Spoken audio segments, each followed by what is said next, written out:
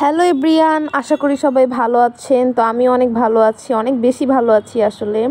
তো আমার বোনের বিয়ে ছিল হচ্ছে গিয়ে এই তো 26-27 তারিখে। তো বিয়ের হলুদের দিন সকালবেলা আমরা হোলি খেলছিলাম। তো হোলির এখানে ফটোশ্যুট চলতেছিল। বিয়ে মানেই হাসি কান্না আনন্দ খুশি, মানে সব ইমোশন একসাথে মিলিয়ে। আর এই ছোট ছোট মজাগুলো এই বিয়েটাকে আরও বেশি আনন্দময় করে তোলে। আর বিয়েতে যত বেশি মানে বিয়েতে এই মজাগুলোই আসলে মেইন। এগুলো ছাড়া আসলে বিয়ের অনুষ্ঠান আসলে খুব বেশি একদম ভালো লাগে না।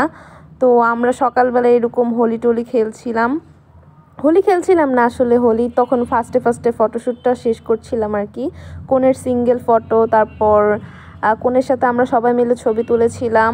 তো হাতে আবির বিভিন্ন কালারের আবির লাগিয়েছিলাম। এই আবিরগুলো আসলে মানে ফেসে লাগে না, লাগলেও মানে ধুয়ে ফেললেই উঠে যায়, ওরকম মানে খারাপ আবির না।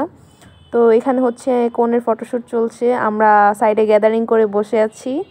তো একটা ফটোশ্যুট নিতে যে আমাদের যে পরিমাণ কষ্ট করতে হয়েছে মানে বলে বোঝানো যাবে না। একটা ফটোশ্যুটই বারবার, তারপর আবার রোদের মধ্যে এরকম করার রোদ, মানে তাকাতেও পারছিলাম না। আর এখানে বুশরা হচ্ছে মজা করতেছিল রং নিয়ে। তো এখানে আরেকটা ভিডিওগ্রাফি হবে। এর মধ্যেও যে কত কাহিনী, মানে 2-3টা শট নেওয়ার পর এরকম ফাইনাল একটা শট পেয়েছি আমরা। মানে আসলে একটা শ্যুটের পিছনে যে কত কষ্ট, মানে এগুলা যারা এক্সপিরিয়েন্স করে তারাই বুঝে। তো এইটা ছিল ফাইনাল শট আর কি। 2-3বার এই একই শট নেওয়ার পর তারপর এটা পারফেক্টলি হয়েছিল। তারপর আমি হচ্ছে আমার আপুকে হচ্ছে আমরা সবাই মিলে রং মাখাচ্ছিলাম।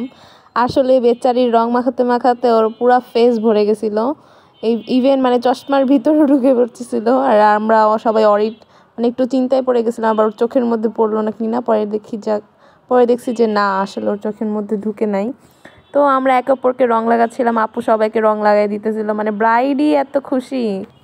আমরা তো আরো বেশি হাসি খুশি ছিলাম। তো এখানে মানে যত মুরব্বিরাও ছিল তাদেরকেও রং মাখাই দিতেছিল।